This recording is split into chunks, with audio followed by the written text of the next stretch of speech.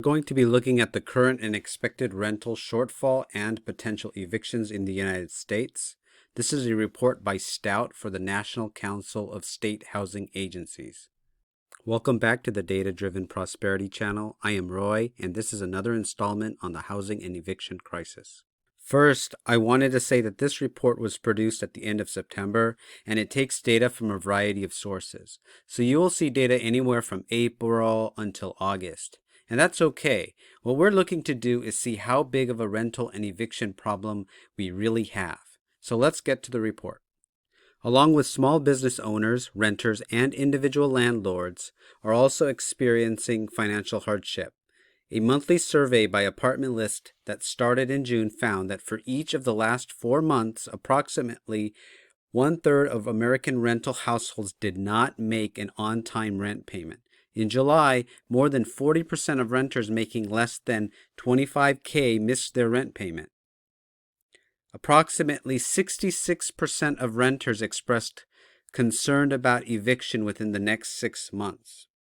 So their estimates have between 9.7 million and 14.2 million households potentially at risk of eviction, and that represents 23 to 34 million individual people.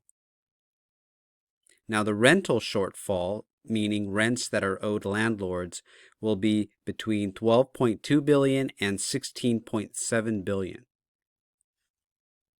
And that's going to balloon up to 25 to 34 billion by January of 2021. And they're estimating 8.5 million renter households, including 20.1 individual renters, could experience an eviction filing. So here it says the Turner Center for Housing Innovation found that 16.5 million households have at least one worker in an industry immediately affected by the illness or the efforts to curb its spread. So 50 million people live in renter households likely to experience job or income losses. And going back to the last chart, that 20 million of those 50 million people are at risk of being evicted. Here they looked into how people were paying their rent, and it showed that they are paying using credit cards, borrowing from friends or family, taking out high-interest payday loans, and depleting savings and emergency funds. A rent payment processing company reported that the number of tenants paying rent by credit cards were up 30% during the first week of April. According to an August 2020 survey conducted by a property management software firm, approximately 44% of employed renters were paying 31 to 50% of their yearly income on rent before the illness. That's basically the crux of the problem. We were already overpaying for rent before the illness occurred. Any drop in income, even a small amount, will make it extremely hard for Americans to afford housing. What the government is doing is trying to prop up the housing bubble further when they should let prices fall and rents drop. Here are the number of households that are unable to pay rent broken down by income bracket. For those making less than $20,000, we've got 3 to 4.5 million households. 20 to 35K, 2 to 3 million households. 35K to 50K, 1.5 to 2.3 million households. 50 to 75K, 1.9 to 2.4 million households.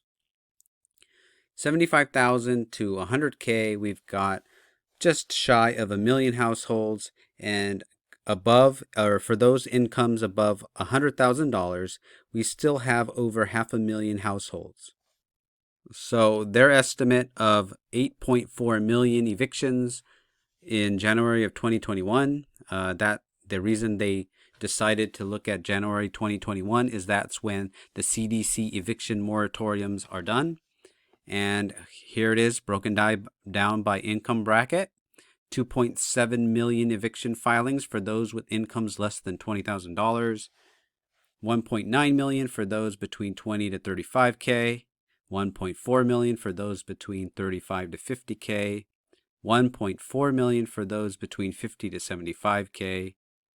and about $500,000 for the two income brackets that are on the higher end for 75 to 100K and for those above 100K. It is worth noting that the CDC eviction moratoriums do not apply to those making above 100K. Here's a graph where it breaks down what percent of households earn an income from investment properties. And you can see that about 15% of all household income brackets less than 200K have income from investment real estate. So for those making less than 50K, investment properties are almost 20% of their income.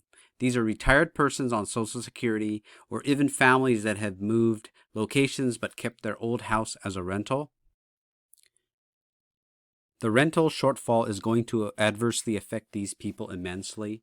Not all landlords are rich millionaires looking to get rich off the backs of others.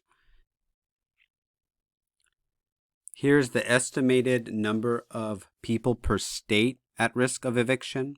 We've got up to 240,000 in Alabama, up to 30,000 in Alaska, up to 250,000 in Arizona, up to 140,000 in Arkansas, up to 1.7 million in California, up to 230,000 in Colorado. Connecticut, it's 160,000. Delaware, 30,000. DC, 40,000.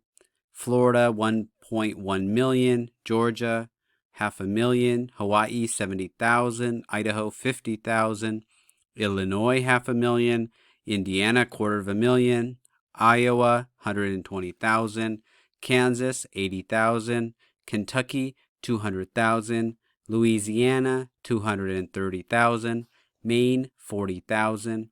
Maryland, 240,000. Massachusetts, 290,000. Michigan, 400,000. Minnesota, 120,000. Massachusetts, 290,000. Michigan, 400,000. Minnesota, 120,000. Mississippi, 150,000. Missouri, 230,000. Montana, 30,000. Nebraska, 80,000. Nevada, 180,000. New Hampshire, 40K. New Jersey, 480K. New Mexico, 80K. New York, 1.2 million. North Carolina, 410K. North Dakota, 30K. Ohio, 400,000. Oklahoma, 180,000. Oregon, 150,000. Pennsylvania, 400,000. Rhode Island, 60,000. South Carolina, 210,000. South Dakota, 30,000. Tennessee, 310,000. Texas, 1.5 million. Utah, 60,000. Vermont, 20,000. Virginia, 320,000. Washington, 300,000. West Virginia, 70,000. Wisconsin, 240,000. Wyoming, 30,000. So that gives us a range of about 9.7 to 14.2 million at risk of eviction, and the total estimate of actual filed would be 8.4 million.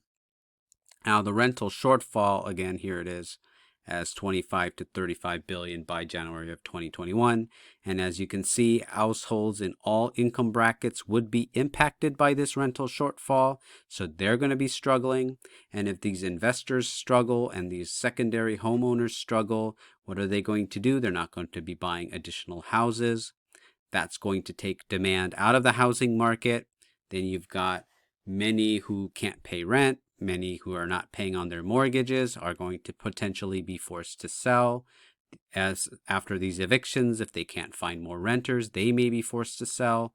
So we're looking at a glut of supply potentially coming on the market, and we've got a lack of demand potentially coming into the market. So this housing bubble is likely to pop, but what we expect the government to do, as they always do, is try to prop up this bubble. Instead of allowing rent prices to go down, if landlords and renters were forced to kind of sit down together and talk it out, they would be able to come to an agreement to lower the rent prices, because landlords understand that they won't be able to rent to another person. So let's work with who I've got and work to reduce the rent. But the government is taking away that free market incentive of getting prices to come down, especially when the labor market is as tight as it is now. We need prices to drop, but they're not letting us do that.